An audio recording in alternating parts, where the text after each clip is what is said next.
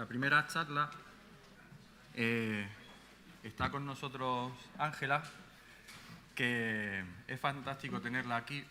Cada vez que Ángela, nos conocemos hace unos años, cada vez que a Ángela le decimos, Ángela, ¿y si? Y Ángela dice, adelante, lo que sea. Entonces es fantástico. Y ya la he enmarronado 2 o 3 veces, ¿verdad? Sí, pero encantada, vamos. Y hoy viene a hablarnos de deepfakes. Un gran poder conlleva una gran responsabilidad. Y adelante, que la disfrutéis. Bueno, muchas gracias, Raúl.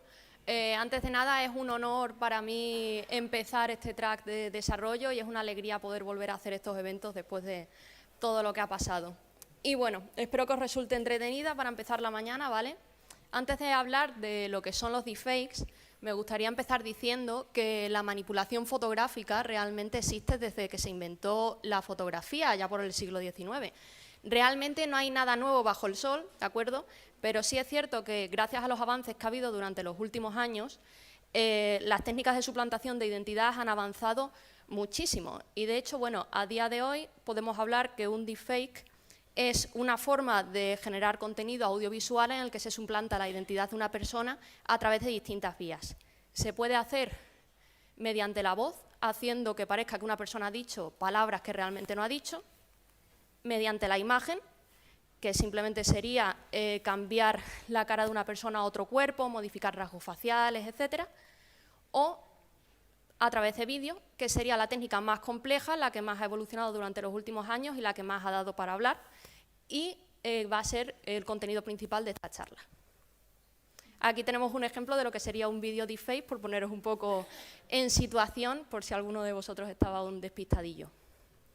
Y bueno, ¿por qué es importante hablar de lo que son los deepfakes? ¿Por qué es importante conocerlos y por qué creo que puede aportar valor esta charla? Porque es una tecnología que ya se ha infiltrado en lo que es el día a día de la sociedad, que está dando mucho que hablar y que sin duda va a seguir dando que hablar en el futuro. Algunos ejemplos de titulares que son de los últimos 12 meses, podemos encontrar ejemplos como que en junio de este año alguien se hizo pasar por el alcalde de Kiev en pleno conflicto político entre Ucrania y Rusia y habló con varios dirigentes europeos, entre ellos el alcalde de Madrid, bueno, puedes tomarte estas cosas un poco a bromas y a risa, que es como la reacción inicial, pero realmente se puede desencadenar consecuencias muy serias con este tipo de actos.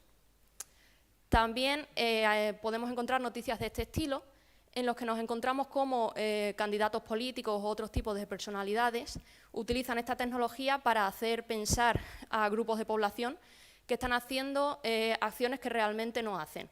En este caso no sería un uso negativo de desprestigio como es en otras situaciones, sino que se utilizan vídeos poniendo a candidatos políticos haciendo ciertas actividades dirigidas a grupos poblacionales más jóvenes o a minorías, mujeres, racializadas, para ganar votos que de otra forma quizás no conseguirían.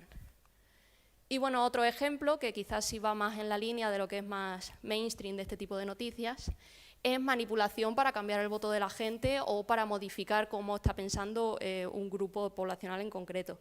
En este caso, hace nada, igual unos 6 o 7 meses, en un informativo brasileño estaban hablando de una serie de encuestas, alguien cogió, grabó ese vídeo y lo modificó para que pareciese que el resultado de las encuestas posicionaba a Bolsonaro por encima de los demás cuando realmente era todo lo contrario. Y bueno, esta gráfica, que ahora mismo ya está un poco desactualizada, es del último informe oficial, por así decirlo, que se hizo más exhaustivo, sobre el estado de los deepfakes. Aquí podemos ver como el número de vídeos que se estima deepfakes que existen online. La última barra corresponde a junio de 2020. A partir de finales de 2018 fue cuando esta tecnología se comenzó a hacer más mainstream, más accesible al público en general, y podemos ver cómo entre cada barra el número de vídeos se va doblando, ¿vale? Pero es bastante significativo el ver cómo en la primera mitad del 2020 se duplicó, ya ni siquiera hizo falta el salto de un año. Y bueno, ahora mismo estamos acabando el 2022 y a falta de tener unos números concretos, yo me atrevo a decir que seguramente esos 49.000 vídeos ahora mismo se hayan multiplicado por 5 o por 6. Y probablemente esta progresión va a seguir así en el futuro. Y bueno, para entender qué son los deepfakes, yo creo que lo primero es entender cómo se hace y de dónde vienen, ¿de acuerdo? Deepfakes, ese deep viene de deep learning. técnicas de aprendizaje profundo, donde se utilizan redes neuronales complejas, ¿de acuerdo? Pero antes de entrar en más detalles técnicos, me gustaría explicar esto con un ejemplo más sencillo. Podemos imaginar que tenemos a una persona que quiere falsificar dinero, ¿vale?, a la que vamos a hablar el generador. Y luego tenemos un policía, que lo vamos a llamar el discriminador, que se tiene que encargar de ver si ese dinero es real o es dinero falso, ¿de acuerdo? El generador va a ver cómo es el dinero real y se va a poner a fabricar copias. Y va a ver cómo reacciona el discriminador. Si el discriminador rechaza el dinero es porque es una copia muy evidente y entonces tiene que ir mejorando las copias, ¿de acuerdo? El discriminador lo rechaza, el generador mejora, y este ciclo continúa y continúa y continúa hasta que el generador es capaz de engañar al discriminador. Entonces, ¿qué pasa? Que dice, pues he hecho algo bien, voy a mejorar esto. El discriminador se pispa y dice, bueno, pues a lo mejor me ha logrado engañar esta vez, voy a intentar ser un poquito mejor. Y este ciclo continúa hasta que llega un momento en el que las copias son prácticamente indistinguibles de la realidad. Y así es la tecnología que están detrás de los deepfakes. Este tipo de redes están ahora bastante de moda, se llaman redes adversarias generativas, y son, por ejemplo, las que se utilizan en estos proyectos que están saliendo ahora de generación de imágenes tipo DALL-E 2 y demás, que imagino que algunos de vosotros conoceréis. Y básicamente consiste en eso, hay dos redes, la generadora y la discriminadora.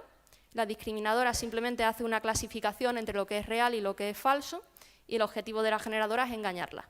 Entonces, los pesos de la generadora se van modificando en base a las clasificaciones que hace la discriminadora. De tal forma que lo subyacente a los deepfakes, a esta tecnología, es muy interesante porque es algo que a medida que haya más capacidad de entrenamiento y se mejoren las capacidades de procesamiento, va a mejorar y mejorar y mejorar. Esto también abre una diatriba. Por una parte, es súper interesante a nivel tecnológico cómo las propias redes aprenden cada vez a hacer copias y falsificaciones más fidedignas, pero por otra parte abre el problema de que la detección va a ser cada vez más y más complicada, porque al final somos nosotros como ciudadanos y como consumidores de contenido los que tenemos que actuar como discriminadores. Y bueno, ¿cómo podemos generar un vídeo deepfake? Actualmente no es necesario que sepamos nada de inteligencia artificial ni de machine learning. No hay que construir una red adversaria generativa desde cero, ni mucho menos, ni hay que interactuar prácticamente con la red. Existen aplicaciones tanto de escritorio como de móvil que nos permiten generar vídeos, ¿de acuerdo? Sí es cierto que desde el móvil, perdón, son aplicaciones bastante más limitadas y que están muy orientadas al entretenimiento. En Asia son bastante populares.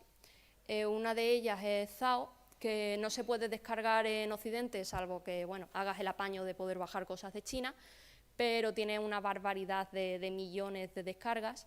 Pero como se pueden ver en las capturas, al final es un poco tipo filtros de Instagram, te permite modificar un poco tu apariencia, ponerte en imágenes de películas y demás, entonces es para un consumo más de entretenimiento. Esta sí está disponible en Occidente, pero es más de lo mismo, se llama Reface. Y como podéis ver en la primera captura de allí, pues te permite poner tu cara en el Capitán América, en Shakira, e igual, verte un poco dentro de lo que es una película. Y si realmente queremos generar un vídeo de una forma seria y generar un contenido de calidad, tenemos que utilizar unas aplicaciones de escritorio.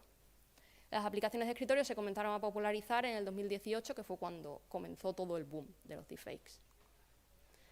Existen dos aplicaciones principales, una es FaceSwap y otra es DeepFaceLab. Ambas son bastante similares y nacieron más o menos al mismo tiempo. FaceSwap clama que fue la primera, si ellos lo dicen pues está bien. Ambas son de código fuente, de código abierto, perdón, y se pueden ejecutar en cualquiera de los sistemas operativos, ¿de acuerdo?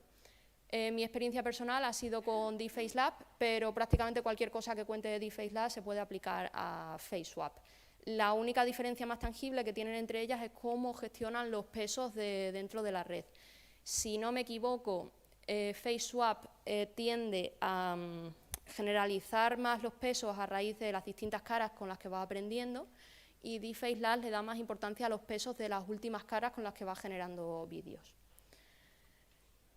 Aquí podemos ver una evolución de lo que ha sido la salida que genera DFace Lab.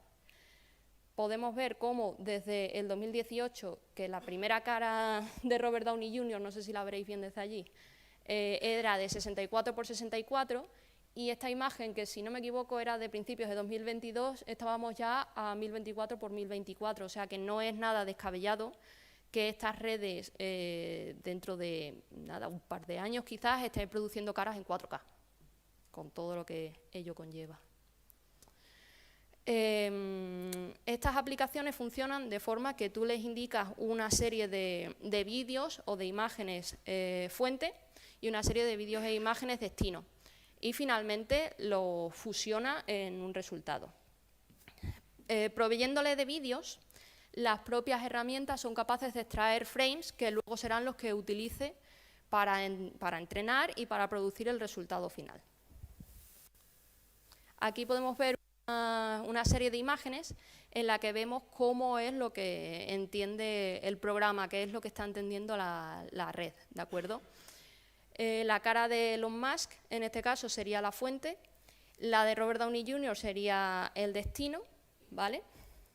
Y a medida que la ponemos a entrenar, la red comienza a entender, a extraer una serie de características de la cara fuente, igual de la cara de destino, y poco a poco los va fusionando. Aquí se puede ver que, bueno, está bastante borrosilla al principio, ¿de acuerdo? Pero a medida que van pasando las iteraciones, el resultado va siendo paulatinamente mejor. ¿Cuánto se tarda en producir un vídeo de deepfake? Pues depende de la calidad de la máquina con la que estás trabajando, depende de la cantidad de datos y depende de cómo de bueno quieres que sea el resultado final y si estás entrenando con una red preentrenada o no. En mi experiencia personal, yo he trabajado con un ordenador portátil usando una GPU, una NVIDIA 3060. Entrené, si recuerdo correctamente, no llegó a ser desde cero, pero era un entrenamiento con unos pesos descargados de algún foro de estos de generación de deepfake que tampoco estaban demasiado pulidos. Y en conseguir un resultado medianamente aceptable tardé entre unas 100.000 y unas 150.000 iteraciones, que equivaldría como a unas 10-11 horas. Sí es cierto que una vez has generado el primer vídeo, al menos con DFace Lab, es bastante sencillo volver a generar vídeos siguientes reutilizando tus propios pesos, y ahí ya no tarda tanto. Ahí a lo mejor en una media hora, 40 minutos puedes tener unos resultados aceptables siempre y cuando estés generando vídeos que sean muy parecidos entre sí. Si saltas a generar vídeos que sean bastante diferentes, los pesos ya no sirven porque al final estás usando algo que ha aprendido a hacer una tarea muy concreta. Y bueno, este sería el resultado con el ejemplo anterior. Sí es verdad que tiene unos años, pero está bastante bien hecho. Aparte, bueno, como estos dos se parecen un poco entre sí, pues da un poco el pego. ¿Qué cosas hay que tener en cuenta para generar un vídeo deepfake? Bueno, no quiero que este os dé la sensación de que tú tienes un programa y que simplemente metes un montón de vídeos a chorro y que esto ya hace magia y pum, y te sale un vídeo. Hay que tener bastantes cosas en cuenta. La primera de ellas, como cada vez que te enfrentas a un reto de inteligencia artificial o de machine learning, es que necesitas muchos datos, muchos datos, cuantos más datos mejor. Y claro, a más datos, más procesamiento vas a necesitar y más cantidad de hardware vas a necesitar. Entonces, en el momento en el que se quiere generar un vídeo que realmente sea convincente, hay que poner bastante énfasis en esto. Concretizando más el tema de los datos, lo que es la cara es algo bastante complicado de reproducir porque no es una figura geométrica plana. Tenemos bastantes curvas, los perfiles son algo muy concreto geométricamente. Esta posición es bastante difícil de referenciar, incluso, bueno, si alguno de vosotros dibujáis sabréis lo difícil que es poner bien toda la estructura de la cara, que se alinee correctamente. Pues para una máquina es lo mismo. Entonces, no solo consiste esto en tener muchísimas muestras de la cara de una persona, sino que además esas muestras tienen que poder reproducir exactamente todo el rango de movimientos de la cara humana, o si al menos no es todo el rango, sí que tiene que ser todo el rango del vídeo que queremos fusionar la cara de lo que queremos producir como resultado, básicamente. Porque si no, nos van a pasar cosas como esta, ¿vale? En este caso, lo que he usado como fuente sería el vídeo mío que está en medio, ¿vale? Lo que he usado de destino sería la fotografía que está a la izquierda del todo. Y claro, ¿qué pasa? Que de mi cara sí es capaz de extraer unos cuantos frames, pero de la cara de destino es una cara estática. Entonces podemos ver cómo el resultado final es bastante burdo, en términos que, bueno, cuando está de frente, pues sí, está sonriendo y ya está. Pero en el momento que se va de lado, pues bueno, un ojo baila, aquí de pronto aparece ahí una papada, se deforma el pelo, no es capaz de alinear bien los puntos de la cara y como que la barbilla, mira, la barbilla se va completamente. Entonces, bueno, es bastante importante tener variedad de datos y que esos datos sean de calidad. Ahora, ¿cómo se hace esto? Porque esto no es simplemente un copia y pega de la cara y ya está. Esta tecnología trabaja extrayendo una máscara de la cara, ¿de acuerdo? En este ejemplo, la máscara ha sido extraída automáticamente con la detección facial que trae, en este caso, DeepFaceLab. Y no sé si se van a ver bien las rayas verdes que hay sobre mi cara, pero si os fijáis, por ejemplo, aquí, la máscara se sale de fuera de lo que es mi cara realmente. Mi cara termina aquí, la máscara termina aquí. Las cejas tampoco están alineadas, esta raya debería estar en medio, sin embargo, aquí está justo encima de la ceja. Y aquí, bueno, pues empieza un poco como más o menos a la mitad, aquí ya directamente no hay ceja. Los ojos están mucho más pequeños de lo que son realmente. La nariz sí pilla, esto bien, pero realmente la forma está de aquí de abajo, debería terminar aquí. La boca sí estaría bien, la barbilla también, pero al final todo este tema de los ojos y sobre todo este pico de aquí va a suponer que cuando busque encontrar estos puntos en la cara con la que se va a fusionar, no va a encajar bien y va a pasar por lo que estaba pasando en el vídeo anterior con la barbilla y con los ojos, que se va a ir deformando completamente. Entonces, si queremos subsanar este tipo de errores, las últimas versiones, tanto de FaceWAS como de DeepFaceLab, trae una herramienta de segmentación de máscaras, que creo que la llama, en el que te permite ir eligiendo frame por frame cómo va a ser la máscara que se va a extraer de la cara. Claro, esto ya convierte el tema de generar un deepfake, ya no es metadatos, le doy al botón del play de la caja mágica del Machine Learning y obtengo un vídeo. Esto lo convierte prácticamente en una técnica de artesanía. Ahora. Sobre todo cuando se quiere generar un vídeo de calidad, al final el que está realizando el vídeo va a tener que ir frame por frame adaptando los puntos de la cara. Claro, frame por frame llega un momento en el que estamos hablando a lo mejor de miles, cientos de miles de frames, que muchos de estos vídeos que se hacen famosos al final lo que tienen es un equipo detrás e incluso son, no asociaciones, pero grupos de personas que se ponen de acuerdo en foros y demás y que poco a poco van extrayendo este tipo de cosas. Sí es verdad que, esto ya es opinión personal mía, en el futuro no se descarta que pueda haber alguna red que se vaya encargando también solo de extraer las máscaras de la cara, pero a día de hoy todo este proceso se realiza de una forma bastante artesanal y es costoso. Estos programas incluyen también una serie de herramientas parecidas como a las herramientas de un programa de edición fotográfica, como podría ser Photoshop. ¿Por qué? Porque al final, bueno, extraemos un trozo de la cara, ¿vale? Pero claro, si vosotros cogéis una foto mía y recortáis la cara, lo que se obtiene es una imagen con unos bordes súper afilados que tienen un color determinado, tienen una opacidad determinada y que si tú coges y lo pones en la cara de otra persona, pues eso va a quedar un pegote horroroso. Entonces, ¿qué podemos hacer para cambiar eso? Existen una serie de herramientas de erosión que permite definir cómo va unida la máscara con la que hay debajo, permite cambiar un poquito el color de la máscara para que coincida con el color de la piel de destino. Y de nuevo, aquí pasa lo que estaba comentando con la máscara, este proceso es completamente artesanal. O sea, tú, cuando tu red ha terminado de entrenar y va a fusionar los vídeos, hay un momento en el que le puedes decir, quiero ver cómo es el resultado final, pero lo quiero ver abriendo esta caja de herramientas. Tú lo ves, al principio aparece lo que os estaba diciendo, aparece un pegote puesto en una cara, y dándole a las flechas y dándole a las letras que aparecen aquí, se va modificando el resultado hasta que se produce algo que tú quieres. Pero claro, de nuevo, quieres un vídeo de calidad, hay que ir frame por frame haciéndolo.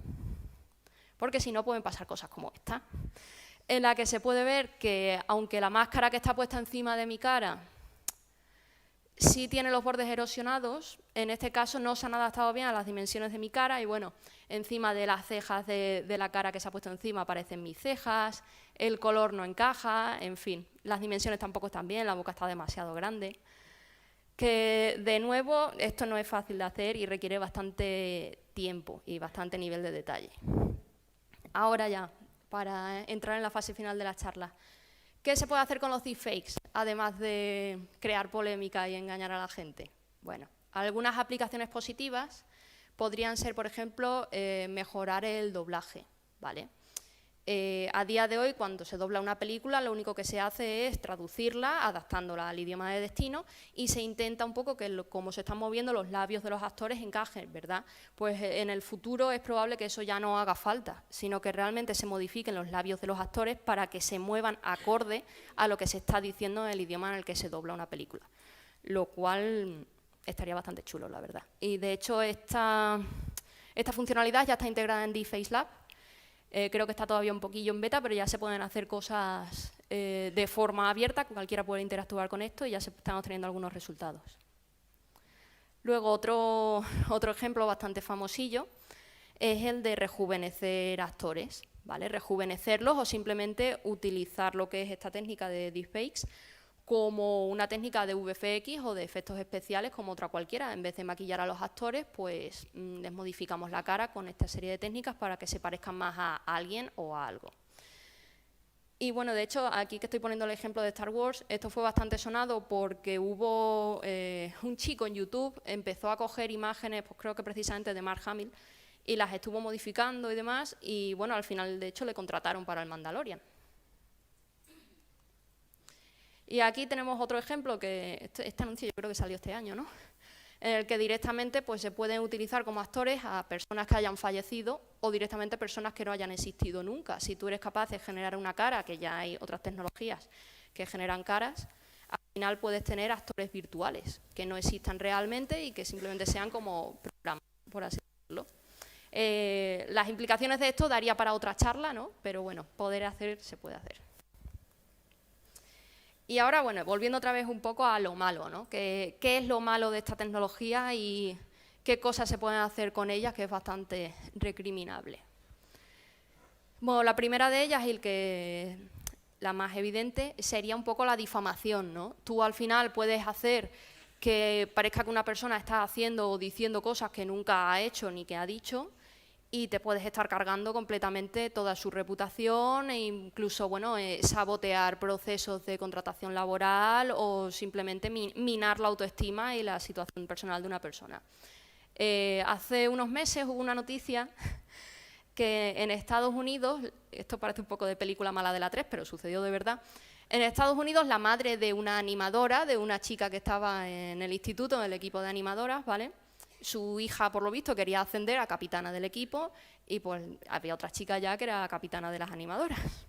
Pues la madre cogió, pues no sé, supongo que sabría de estas cosas o se informó, y hizo un vídeo con la capitana de las animadoras donde se la veía, bueno, pues esnifando cocaína, fumando porros y demás, y lo empezó a difundir para que se viralizase, lo mandó a la directiva del colegio. Y fue una movida porque en un principio, claro, expulsaron a la chica luego denunció y, en fin. Yo creo que al final no consiguió que la hija fuese capitana de las animadoras, pero bueno, intentarlo lo intentó. Pero bueno, dejando de lado estos casos, hay que ser consciente de cuál es la realidad de este tipo de tecnología, ¿vale? Y la realidad es que más allá del poder difamatorio general que puedan tener, es que a finales de 2020 el 96% de los vídeos deepfake que se generaban, o sea, prácticamente la inmensa mayoría, eran de contenido pornográfico, ¿vale? Y dentro de ese contenido pornográfico, en las páginas web que se anunciaban como páginas web de porno deepfake, que eso ya es una categoría aparte, el 100% de las personas que habían sufrido esta transformación eran mujeres. Esto de nuevo da para otra charla, pero bueno. Si nos vamos a los vídeos deepfake que se han subido a YouTube, aquí sí hay un poquito más de paridad, hay un 60% de vídeos masculinos y un 40% de vídeos femeninos prácticamente. Pero de nuevo, aunque estos números sean como un poquito fuertes, ¿no? Un poco alarmantes, al final la gente que produce vídeos deepfakes y los sitios a los que se suben estos vídeos son plataformas de entretenimiento. Al final esta es una tecnología que, bueno, llama mucho la atención, es algo que es entretenido trastear con ello, se pueden obtener resultados chulos si tienes un poquito de paciencia. Y es muy carne de cañón pues, para foros de internet, de gente que simplemente es curiosa y que quiere hacer ruido y que quiere enredar, básicamente. Entonces, bueno, dentro de estas páginas web pornográficas, el 99%, de nuevo, eran de entretenimiento y solo un 1% eran como páginas más serias o que llegaron a filtrarse realmente a las noticias y a los medios de comunicación. Y dentro de los canales de YouTube podemos ver que un 80% era de entretenimiento y que realmente deepfakes en cosas más serias como lo que son medios de comunicación, políticos o empresarios, por así decirlo, se corresponde con menos de un 20%. Entonces, bueno, ¿los deepfakes son buenos o son malos? Son una herramienta, ¿vale? Hay mucho humo, al final el miedo vende, el miedo es un clickbait, y se habla mucho de que los vídeos de tal van a sabotear las elecciones, estamos ante el fin de la democracia. Bueno, tampoco es eso, vamos a ver. Sí es verdad que hay que estar atentos, ¿no? Y ya se han visto ejemplos, como los que he puesto al principio de la charla, ya se han visto ejemplos en los que estos vídeos se pueden utilizar para manipular a la población, pero sí es cierto que lo que es la manipulación de los medios de comunicación no es nada del 2022, esto se lleva haciendo toda la vida. Al final los medios cambian, pero lo único que hay que hacer es conocer qué herramientas hay, conocer qué es un deepfake y estar un poquillo atentos. Otra de las cosas que es dañina con este tipo de tecnología es el tema de suplantación de identidad, ¿de acuerdo? Al final, si tú estás suplantando la identidad de una persona, a día de hoy puedes hacer bastantes cosas con esa identidad. Cosas como fichar por él en un sitio, robarle credenciales bancarias, acceder como él en temas que sean datos sensibles. Entonces, bueno, es un tema con el que hay que tener especial precaución. Entonces, ¿qué podemos hacer con el tema de los deepfakes como ciudadanos y como al final profesionales tecnológicos que somos, ¿no? Pues lo primero de ello es tener sentido común. Tener sentido común, no creerse todo lo que te llega, desconfiar y prestar un poco de atención. Un deepfake, los que están muy bien hechos son difíciles de detectar, pero generalmente donde nos podemos fijar más es en los bordes de la cara, por lo que os explicaba de las máscaras. Al final, cuando una persona se va moviendo así, esa máscara tiene que ir adaptándose y es bastante sencillo que haya un fallo de pixelado o un fallo de continuidad en donde se están uniendo las dos caras. Entonces, podemos fijarnos en esta zona de la mandíbula, podemos fijarnos en que el movimiento de los ojos sea natural, en que el parpadeo no sea ni muy seguido ni muy espaciado, en que los ojos no bailen, básicamente. Y el tema de la voz, bueno, sí es verdad que he dicho que ahora ya se pueden modificar los labios también, pero se puede intentar ver que lo que está diciendo el individuo, siempre que sea su idioma original, encaje exactamente con los labios. Y bueno, y lo que estaba diciendo antes, sentido común. Si, por ejemplo, pensando en el caso este de Kiev, ¿no?, de lo del alcalde de Kiev, si tú estás haciendo una conferencia con una persona, estás en una conversación uno a uno, y si tienes algún tipo de sospecha, pues intenta llevar a esa conversación a una serie de preguntas que solo podría responder esa persona. Por parte de lo que es la comunidad de investigación, se están llevando a cabo una serie de challenges, porque desde el punto de vista de la investigación este es un problema bastante complejo. Lo que comentaba al principio de las redes generadoras, claro, es muy interesante a nivel tecnológico, pero los deepfakes cada vez son más y más difíciles de detectar por el tema de que se generan mejor. Entonces, en este challenge en concreto, pues se unieron como las grandes empresas que están más metidas en el tema de la inteligencia artificial, Amazon, Facebook, Microsoft, y bueno, aunaron fuerzas para sacar una serie de datasets y para intentar ver si se le daba un empujón al tema de la detección, ¿vale? El campo de la detección de deepfakes es especialmente interesante y complicado porque ahora ya va habiendo más datasets, pero hasta hace relativamente poco los datos disponibles para investigar no eran tantos y dentro de los datasets que existen son todos muy diferentes entre sí. O sea, tenemos vídeos que se han generado de una forma, otros vídeos se han generado de otras. Y al final, bueno, aunque para nosotros todos sean vídeos, cuando eso se transforma en números y se alimenta una red neuronal con ellos, la verdad es que son datos muy diferentes y entonces es muy difícil conseguir resultados que se generalicen a cualquier tipo de vídeo deepfake.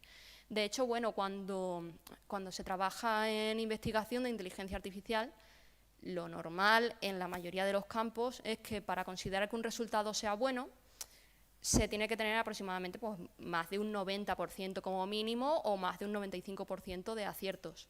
En el campo de los deepfakes estamos hablando que artículos que ahora mismo se consideran el estado del arte de esta tecnología tienen en torno a un 80% de detección, un 85%, y eso a día de hoy se considera un éxito. Entonces, dentro de este campo hay mucho trabajo por hacer y además trabajo que tiene pinta que se va a ir complicando a medida que la tecnología vaya avanzando más. Y bueno, yo trabajo para Móvil, ¿vale? Y desde Móvil nos especializamos en seguridad biométrica, ¿vale? Gracias a la tecnología que produce nuestra empresa, usuarios pueden utilizar su cara, su voz o su firma para poder acceder a servicios bancarios o cualquier tipo de servicio en el que haya que identificar pues, que un usuario es quien es, ¿vale? Como parte de nuestro sistema de reconocimiento facial, detectamos ataques, ¿vale? Hasta ahora comprobamos si una persona es quien es y no es alguien realizando un ataque, pues por ejemplo poniéndose una foto en la cara, una máscara de papel, una máscara de silicona o simplemente que no sea alguien cogiendo el móvil y poniéndose así una pantalla o que sea reproduciendo un vídeo de la persona con la que se quiera hacer pasar. Y bueno, pues ahora con los deepfakes se abre un campo nuevo, ¿no?, de la detección, además un campo muy, lo que os estaba comentando, un campo que es muy interesante, que todavía hay mucho por hacer y que realmente es un reto, es algo que desde el punto de vista de la investigación es un reto que todavía está por resolver. Otra cosa, un proyecto que va a comenzar ahora en Móvil, antes estaba comentando que claro, tú te puedes hacer pasar por alguien. En los últimos meses ya han salido noticias de gente que se hace pasar por otras personas en entrevistas de trabajo y ese mismo proceso se puede hacer para hacerte pasar por una persona cuando vas a hacer un examen online, por ejemplo, ¿no?, que desde el COVID es algo que está cada vez más en alza. Desde Móvil uno de los proyectos que tenemos es para verificar la identidad de los usuarios en los exámenes online y realmente este tema de los deepfakes sería algo que también se podría integrar aquí. Y bueno, en concreto, para atacar este problema, nosotros tenemos el proyecto SINCERE, que es un proyecto de nivel europeo. SINCERE viene del Sistema Avanzado de Detección de Fraude Deepfake. Y ahora mismo, desde el departamento de I+D, pues, tenemos varias líneas de investigación abiertas, ¿vale? Y estamos intentando ver cuál es la que es más prometedora de cara a detectar vídeos deepfake de una forma generalizada, ¿vale?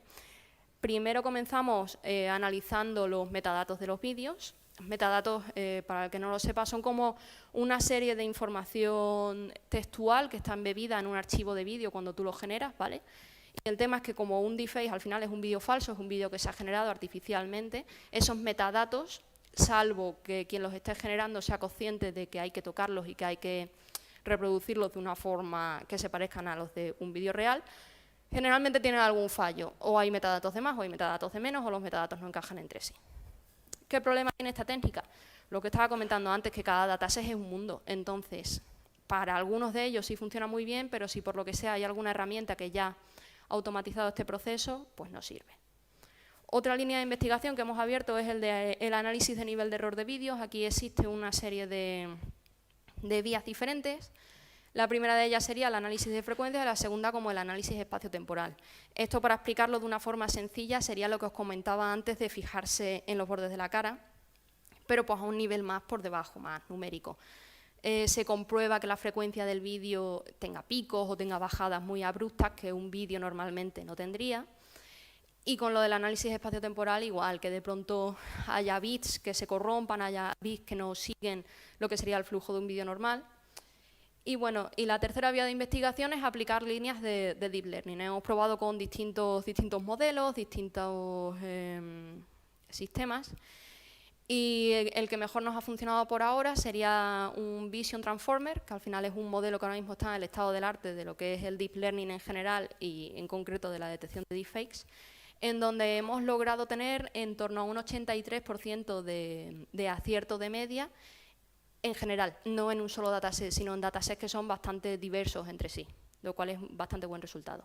Pero bueno, esto es una línea de investigación que todavía continúa abierta y esperamos tener mejores resultados en el futuro.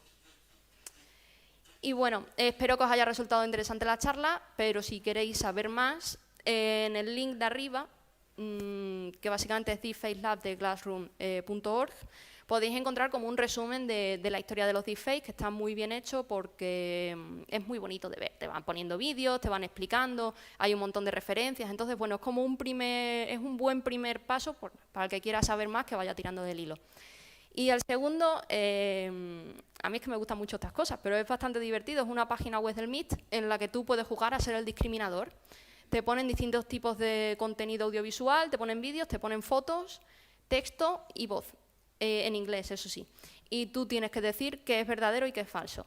Hay algunos que evidentemente son bastante fáciles, pero otros son complicadillos. Y bueno, te pone en perspectiva y te hace entender por qué esta tecnología es, por una parte, tan interesante, pero por otra es tan complicada y genera tanta polémica. Y bueno, pues eso es todo por mi parte. Si tenéis alguna pregunta, muchas gracias por la atención.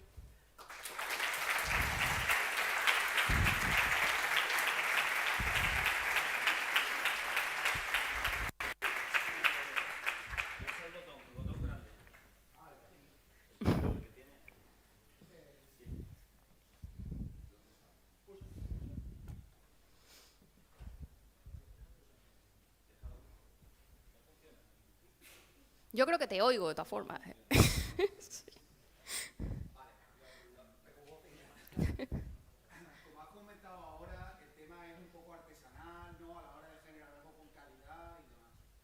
Pero, por ejemplo, estamos viendo cosas que, aunque no tengan mucho que ver, pero, por ejemplo, con Stable Diffusion, con 20 imágenes y una tarjeta 3070, puedes reentrenar el modelo y sacar cosas que son espectaculares, que luego después la metes con otra red neuronal de Apescaling o lo que sea, y ya tienes una cosa espectacular. Entonces, ¿crees que en algún momento esto pasará con los vídeos?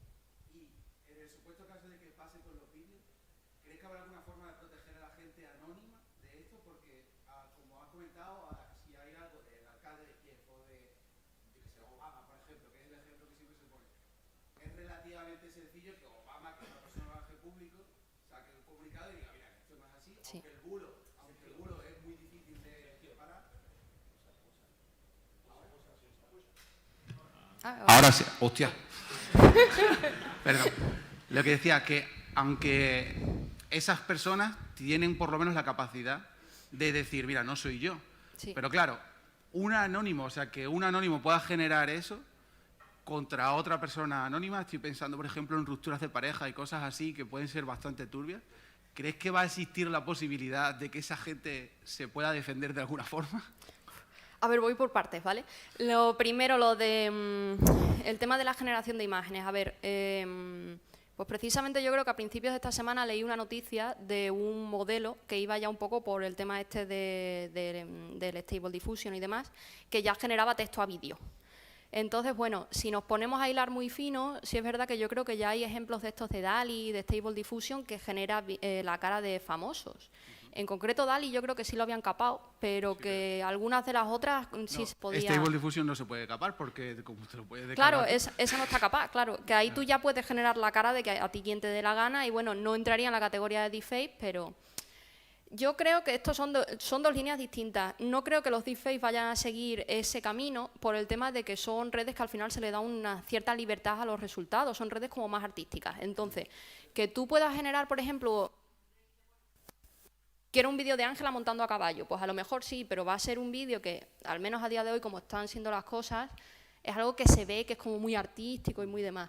Pero creo que si se quiere un resultado que sea muy, muy real, al menos a día de hoy, se tiene que seguir por esta línea. Y si se sigue por esta línea, se necesita un resultado muy artesanal. Lo que sí es cierto que creo que pase es que estas tareas que a día de hoy son más automáticas y más artesanales, las vayan haciendo redes.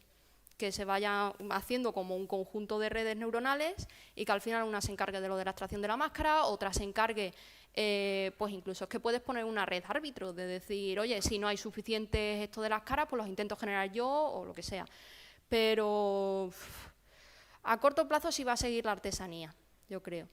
Y luego lo que comentabas tú de proteger al ciudadano, por así decirlo, es que eso es muy complicado, es muy, muy complicado, porque aquí ya nos estamos metiendo en un tema de que vamos a ver, es que a día de hoy existe la tecnología para hacer que parezca eso, que es que tú estás haciendo una actividad que no has hecho nunca, diciendo cosas que no has dicho nunca.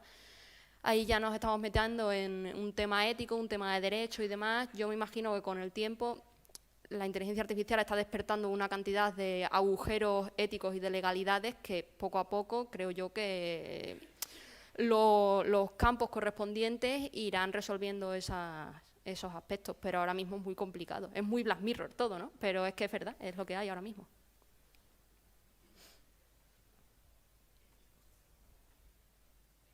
A ver si esto funciona así. Sí. Tenía una pregunta justo relacionada con esto último. Este tipo de tecnologías disruptivas, o que pueden llegar a serlo, todavía no sabemos cuándo, pero yo creo que sí que será así, muchas veces van por delante de las legislaciones. ¿Sabes si hay legislación, ya no en España, sino si algún país lleva la delantera regulando un poco el uso de este tipo de tecnologías? No tanto prohibiéndolo, sino pues que se hable de deepfake, que se hable de contenido generado por inteligencia artificial y suplante identidades o algo así. Es decir, ¿hay algún país que ya empieza a tener este tipo de cosas en cuenta en su legislación? Pues mira, si te soy sincera, no lo sé. Yo ese aspecto no lo sé. De hecho, bueno, si alguno de vosotros lo sabéis, sería interesante iniciar un debate en torno a eso. Yo me imagino que ahora mismo lo que hay es la ley de protección de datos y la ley simplemente que garantiza que tu imagen es tuya y que no se puede explotar de ninguna forma. Y me imagino que, bueno, temas de difamación y demás, además, al final son leyes que son más a un nivel más bajo, pero que se podrían aplicar en este aspecto. Pero vamos, más pronto que tarde la Unión Europea se tiene que poner las pilas con esto, seguramente. Sí sé que, por ejemplo, se estaba empezando a hacer como un borrador de ley del tema del blockchain, criptomonedas y demás. Entonces, bueno, yo me imagino que si se van poniendo las pilas con una cosa, poco a poco se irán poniendo las pilas con otra. También creo que algo que juega un poco en contra de esta tecnología es precisamente el uso que se le está dando, ¿no? Que yo me imagino que tú pones a los comités que se encargan de legislar estas cosas y les pasas un informe y dices, no, mira, es que esto el 96% es contenido pornográfico, pues te dices, bueno, pues a lo mejor tengo mejores cosas que hacer ahora mismo. Pero yo me imagino que más pronto que tarde tiene que llegar, sin duda. De todas formas, si a alguien no le da tiempo, yo encantada de hablar con quien sea en el café o en la comida, cuando sea. Ay, no, yo no. Hola, Ángela. Enhorabuena por tu charla, lo primero. ¿Podría llegar a ser posible en algún momento que un deepfake pueda reaccionar a eventos en directo? Que tú, por ejemplo, le digas, guiña el ojo, y el deepfake pueda llegar a entender eso y hacer ese guiño del ojo en el vídeo. Entiendo que ahora mismo no, pero en un futuro podría llegar a producirse. ¿Y qué implicaciones tendría eso en la detección de ese fraude? Gracias. Es que estaba pensando en lo del ahora mismo, no. Yo creo que sí se podría hacer. A ver, yo al final resumo todo en redes neuronales y vamos a enganchar redes, ¿no? Pero realmente yo creo que sí, o sea, claro, al final el reto estaría más en generar el deepfake en tiempo real que en otra cosa, pero se me ocurre que si ese deepfake está de alguna forma pregenerado y ya se tiene, imagínate, como una especie de base de datos interna de esto es guiñar, esto es levantar la mano, esto es mover la cara así, que cuando tú le dices en tiempo real guiña, automáticamente, bueno, es que esto no necesita una red ni siquiera, que directamente diga guiñar es esto y que lo ponga en la imagen.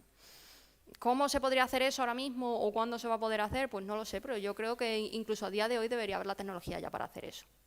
Sí es cierto que, hombre, que eso no lo puede hacer cualquiera, que se necesita mucho y sobre todo los gestos de la cara son un mundo aquí. De hecho, algunos papers, algunos artículos de detección de vídeos, lo que habla es precisamente de cosas como parpadeos, guiños, sonreír. Había un artículo que era muy gracioso, porque es que no me acuerdo del título exactamente, pero era algo como detectando la falsedad por la sonrisa o algo así.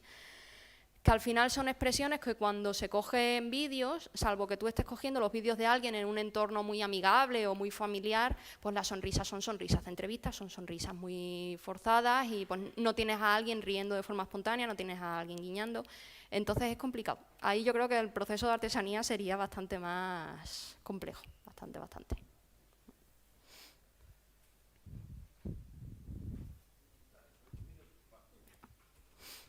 Hola. Hola. Pues mi pregunta sería un poco más en cuestión a DALL-E 2, con la generación de imágenes a través de texto.